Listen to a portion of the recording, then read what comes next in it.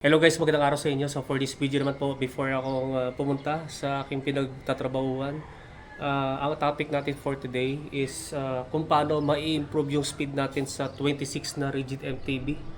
Yan, mapa-crit o time trial setup based from my experience. Yan, sa experience ko lang kasi simula nung nag-start ako magbisikleta noong 2007, 26 na yung gamit ko kasi nga nung panahon na yon 26 lang naman talaga dating standard. Wala naman dati pa, hindi pa naman nagre-release pa dati ang 27.5 at saka 29. Yan. So nag-start ako mag 26. Yun nga, from 2007 hanggang kalagitnaan ng 2020. Yan, nung pandemic. Yan, so mahigit 10 years na akong nakagamit ng 26 sa aking rigid MTB. Yan. Kaya ako topic to kasi napansin ko lang doon sa particularly sa TikTok, no, kapag sinabing 26 daw ay lugi daw. Lugi daw yung mga naka 26 sa mga ibang wheel sizes. Yan yung ano nila, parang yung sinasabi nila, no.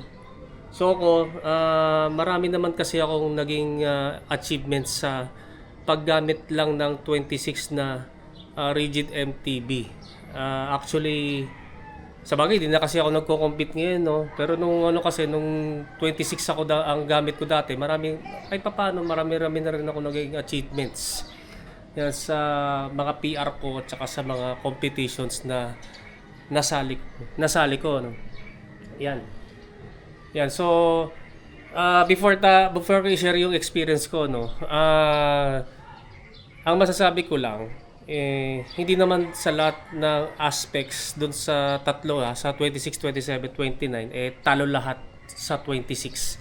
So ang mga nakikita ko pa rin advantages hanggang ngayon sa 26 compare dun sa dalawang mas malaki. Since ang 26 MTB ay 'di ba maliit yung medyo maliit yung frame at saka medyo maliit yung yung rim, no, tsaka maliit yung gulong. So ibig sabihin less material. Yan, less material dun sa 26. So pagdating sa ahon, may advantage pa rin naman sa tingin ko ang 26 kasi nga mas magaan. Actually, yun yung pinakamagaan. For example, 26, 27, 29. Parehas ang components, pare-parehas lahat, material. Pinagkaiba lang yung wheel sizes, no. Lamang ang 26. Yan, lamang pa rin ang 26 sa tingin ko. Based from my sa opinion ko lang, no. Then ang isa pang advantage din sa 26 hanggang ngayon sa tingin ko lang nung pagdating kasi sa mga U-turn, sa mga likuan, yun nga mas yan yung pinaka maneuverable, agile ba? Yan yung pinaka agile na size ng wheel, no, 26. Mas madali kasing iliko kaysa doon sa 27 at saka 29 kasi kumpara ko na yan since na nakagamit na ako ng 27 at saka 29. Lalo na yung 29, medyo hirap ako sa likuan kapag 29er. Yan, lalo sa mga hairpin turns. Yan, hindi katulad sa 26 na gamit ko dati, no. Lalo na yung sumasali pa ako ng criterium, no, way back pa. Sobrang tagal na. Yan, yung dalawang kong nakikita na kahit pa paano advantage pa rin ng 26 compared doon sa 27 tsaka 29.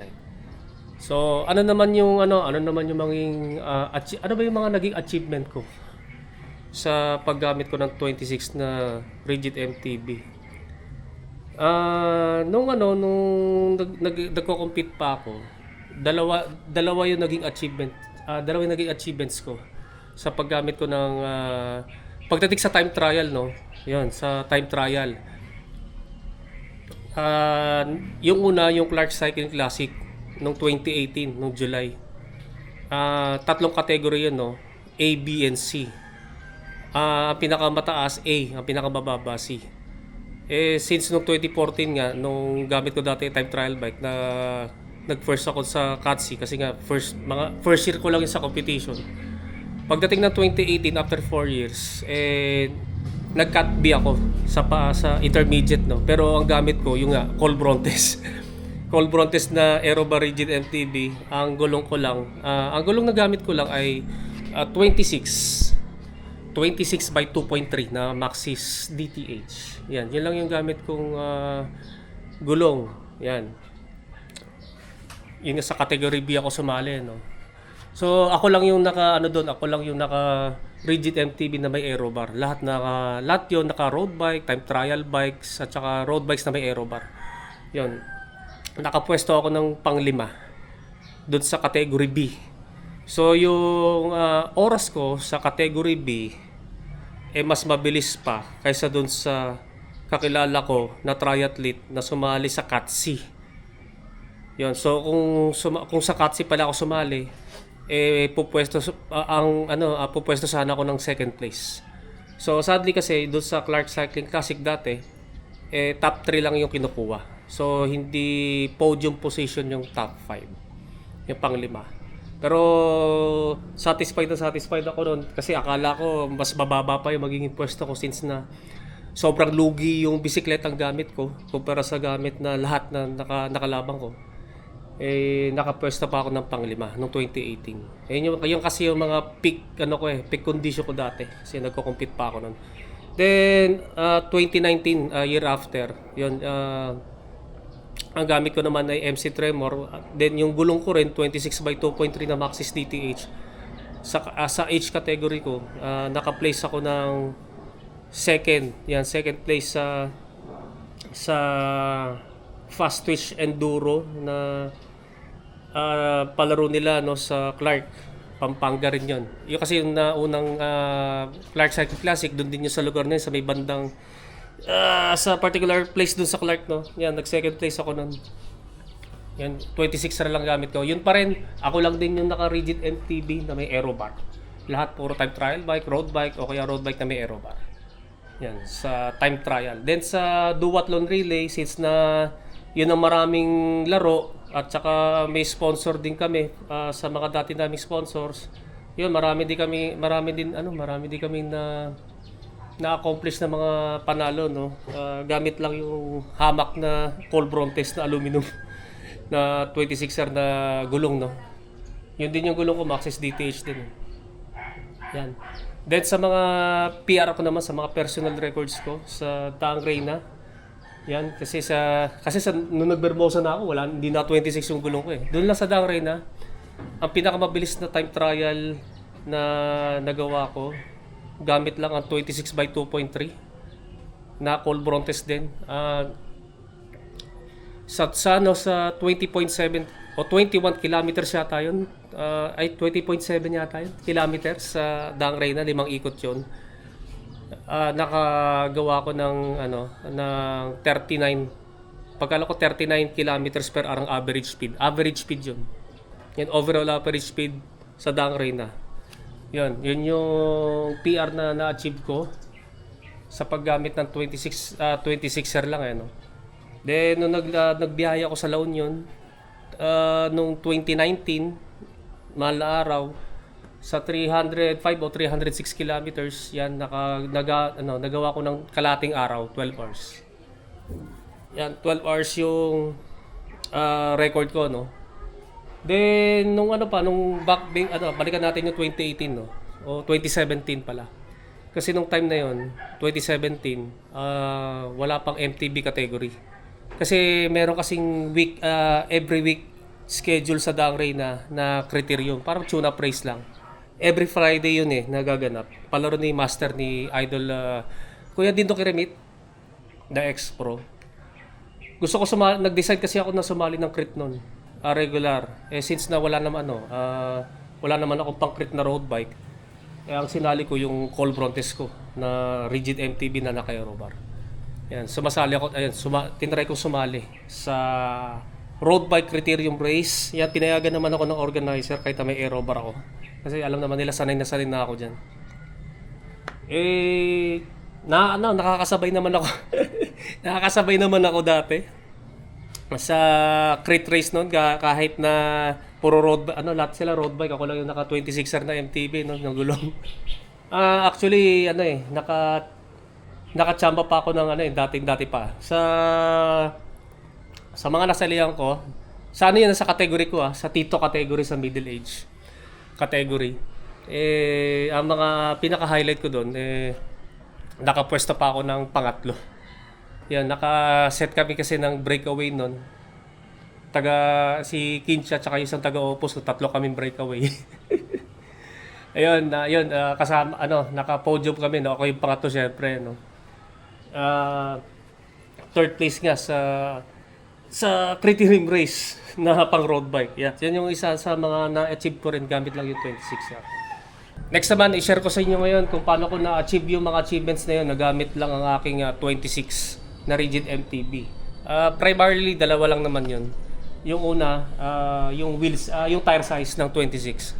Ang ginamit kong tire size, isa lang, 26 by 2.3. Yan, 26 by 2.3 kasi kaya yun ang ginamit ko. Dahil kahit papano kasi medyo malaki-laki na rin yung circumference nun sa yung 26 by 2.3. So kung i-convert natin sa 27.5, ang katumbas lang ng circumference ng 26 by 2.3 ay nasa sa 27.5, mga siguro mga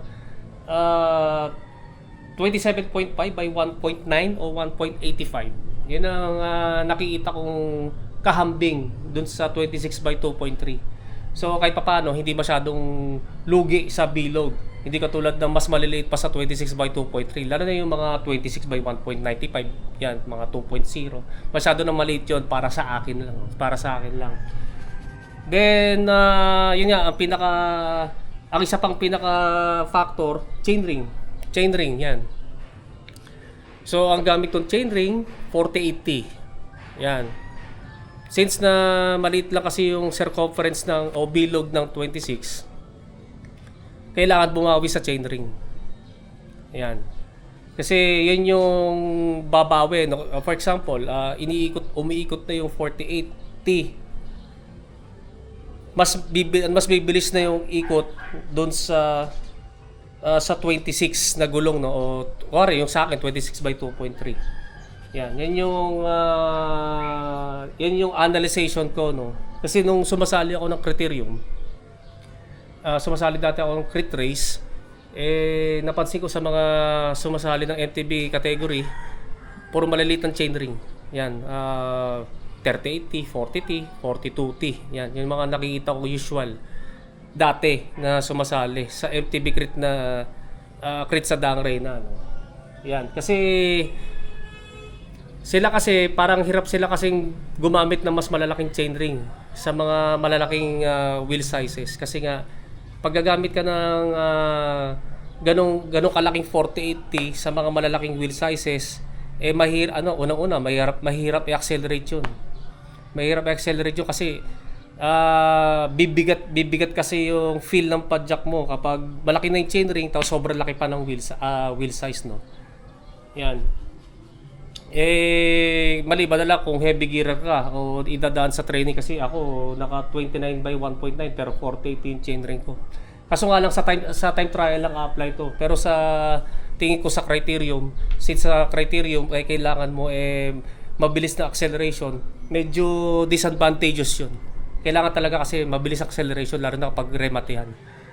Yan. So sa naman kapag naka 26 sa experience ko naman pag naka 26 by 2.3 ako dati ang gamit ko dati 48, nakakapag-remate naman ako. Kasi sa crit sa Dangray na yan, usually mga panalo ko dyan sa crit dati breakaway.